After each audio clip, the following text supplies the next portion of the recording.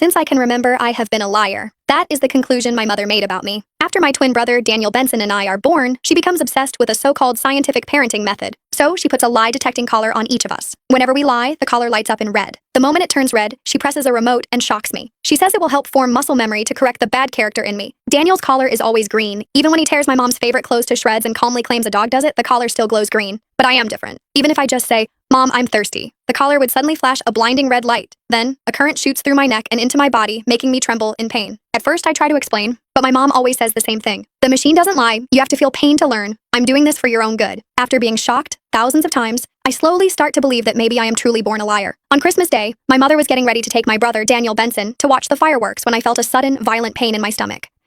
I curled up on the floor, breaking out into a cold sweat.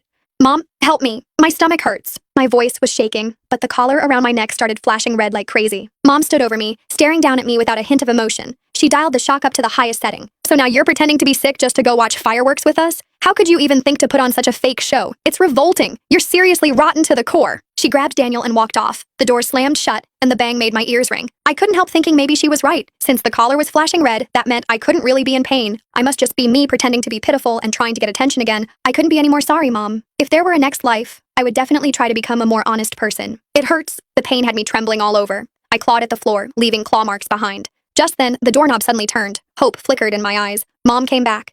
Since she was a doctor, she must have realized something was wrong with me. She must have come back to save me. "Are you still not done with your act? The fireworks are about to start. Danny's already getting impatient." Standing at the doorway, she looked annoyed. "Mom."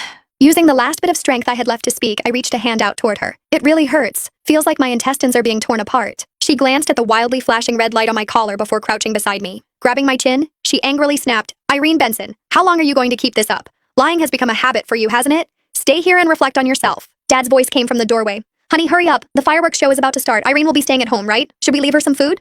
Standing up, Mom dusted off her hands as if she'd just touched something dirty. "Why should we? She's got a pile of snacks in her cabinet that she bought with the money she stole last time. She won't starve." Turning to me, she added, "Let's lock the door. She's not allowed out until that collar turns green." Dad hesitated. But what?" Mom cut him off immediately. "Being too soft on kids just ruins them. Look at how well-behaved Danny is. His collar's always green. Someone like Irene is just born bad. She needs to be corrected." But there was nothing in my cabinet at all. Daniel was the one who took that money back then. He was the one who ate those snacks too. He had been standing right there at the time, his collar glowing a soft green as he said it wasn't him. And Mom believed him. But when I had said it wasn't me, the red light lit up instantly, followed by another shock to my neck. I watched Mom turn and walk away. Poking his head round the door, Daniel stuck his tongue out at me. "Bye, Irene. We're going to watch the super pretty fireworks now." The collar around his neck was glowing bright green. What a nice color. With a bang, the door slammed shut. The sound of the door locking was like a blow straight to my heart.